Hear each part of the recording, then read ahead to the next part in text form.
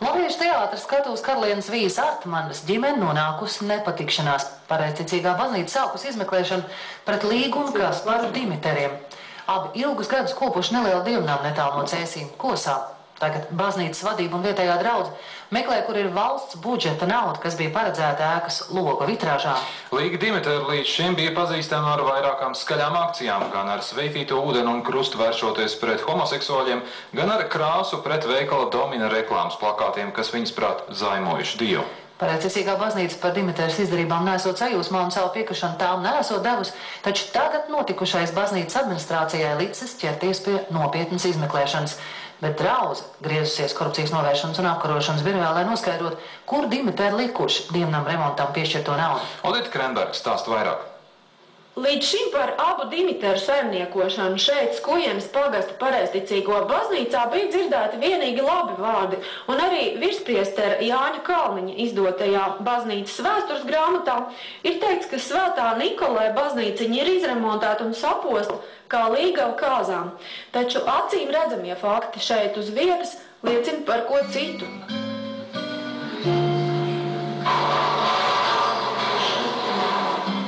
Vecā baznīciņa, kurai jau vairāk nekā 100 gadu un arī tās draudze, šķiet varētu būt pateicīgi Dimiteriem, kuri pirms 15 gadiem šeit ieradās un kopā ar domabiedriem sāka kopt pamesto baznīcu. Arī panāca, ka te tiek atjaunot regulāri dievkalpojumi, bet iesāktais remonts ir palicis pusratā. Ziniet, mēs patreiz šo gadījumu izmeklējam. Mūsu priesteris, kam tagad iedodas pārstāvības tiesības, viņš bija griezies bankā, saņēmis konta izrakstus. Diemžēl mums ir nopietni jautājumi. Vai ir varbūt kaut kas arī tāds, par ko jūs tiešām viņiem varat pateikt paldies, vai viss tikai bija slikti? Diemžēl pateikties mēs nevaram ne par ko. Dimiteri jau ilgu laiku Kosas baznīcā nesot redzēti. Draudzē visvairāk žēl, ka dievnams palicis bez vitrāžu logiem. Visi domājuši, ka Līga Dimiteri cīnās ar finanšu grūtībām. Mums vienmēr ir bijusi informācija, ka viņi rīkojas ar saviem privātajiem līdzekļiem, ko mēs arī, zinot to, ja viņi rīkojas ar saviem privātajiem līdzekļiem, es, protams, nevarētu teikt viņiem un prasīt, lūdzu, Līga, atdodiet mums logus. Taču nu pat pirms mēneša atklājies šokējošs jaunums. Izrādās, ka jau pirms 4 gadiem caur Aināra Šlēsera vadīto pirmo partiju no valsts budžeta remontam bija piešķirta 5000 latu un ka naudu saņēmusi Līga Dimiteri.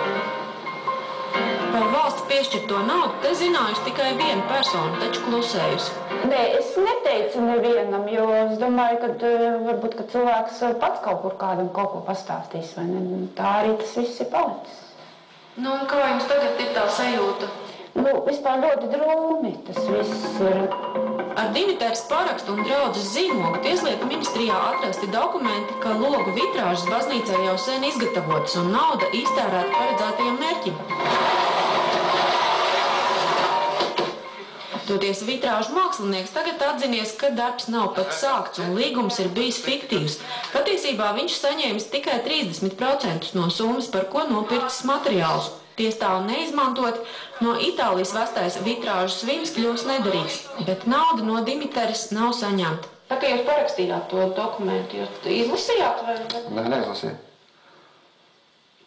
Bet kaut kā tas notika, jūs ne... Nē, vienkārši es paļāvos uz Līgas paprātību. Paļāvās arī pareizticīgā baznīca. Tā atzīst, ka bija pilnvarojusi Līgu Dimiteri saņemt piešķirto budžeta naudu, izmantot to baznīcas vitrāžām un pēc tam kontu slēgt. Taču tagad baznīcas izmeklēšanā iegūtā SEB bankas izdruka rāda, ka nav skaidrības par vismaz 2820 latiem. Redzams, ka Līga Dimiteri ik pa laikam no konta ir ņēmusi nelielas summas, par kurām nav atskaišu. Bez tam nesot skaidrs, kā Dimiteri ir ieguvusi uz dokumentiem redzamo draudzes zīmogu. Redziet, mēs skaidrojam situāciju un iznāca tā, ka Dimiteres kundzei ir zīmoga dublikāts.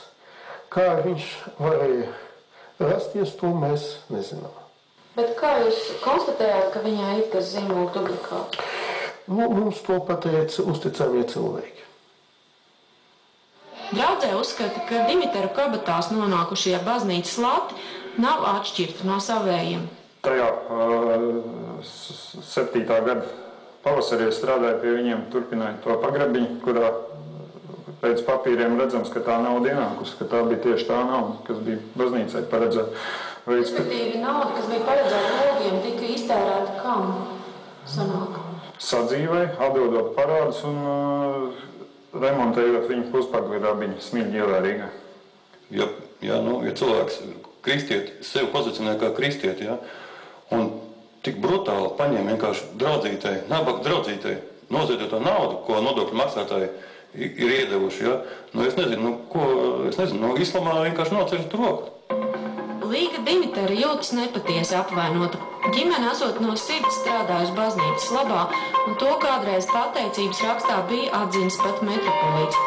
Viņi arī ziedojuši privāto naudu, cik to nekad neesot skaitījuši. Tie, kas šo lietu ir sastādījuši, tie ir mūsu draugi, mūsu vistuvākie cilvēki, tādi ģimenes draugi.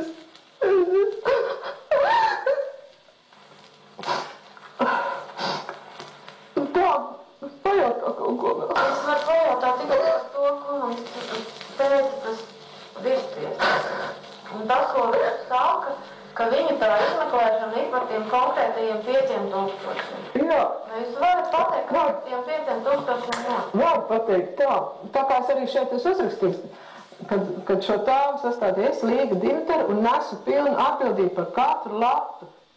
Par naudas izlietojumu liecina tikai šī lapiņa ar virsrakstu. Baznīcai tagad vajag. Meklētā summa esot iztērēta baznīcas torņa skārda maliņām, sastatnēm un kupolu krustiem. Līgums par vitrāžām tiešām nesot patiesas, bet toreiz viss ir noticis lielā steigā un tā bijusi vienīgā iespēja, jo bez līguma Saeima naudu neiedotu nemaz. Man var piesieties, man nav čeku, man nav nekā, viņi man var piesieties un tur... Bet es zinu, ka man sirdsapziņa tīra attiecībā pret baznīcu. Jums esot arī draudzes zīmoga dublikāts, ko jūs par to varat teikt? To es varu pilnīgi apliecināt, ka tie tā virspriesteris melo. Zīmogu esot iedevis iepriekšējais priesteris Aleksandrs, taču viņa domas vairs uzzināt nevaram, jo viņš tagad jau mīris. Bet, ko jūs tai draudzē un tai baznīcai varat pateikt, kad viņi var cerēt, ka jūs tos lokus dabūt un tās vitrāžas atpakaļ?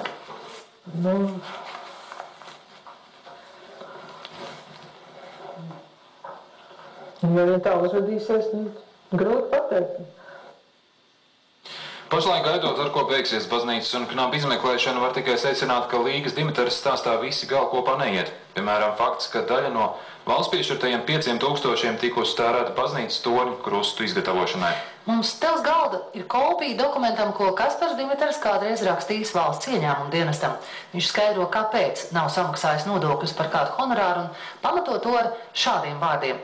Manas vainas dēļ valsts kasē nenonākušos līdzekļus esmu ieguldījis Kosas baznīcas restaurācijas vajadzībām uzceltajās torņa stelažās. Jau nomainīts jumta noteks palodzīts, izgatavot 2 jauni milzu krusti. Nekā krimināli šādā sadarbībā ar savu valsti nesaskatu. Zinu, jūs prasīsiet čekus. Man čekas laiki ir pagājuši. Tā savā vēstulē bija toreiz, paziņoja Dimiters. Šis apliecina, ka gan sastatnes, gan krusti ir bijuši gatavi jau krietni pirms tam, kad tika saņemti budžeta lati. Tātad darbs ir bijis padarīts ar visam citu naudu.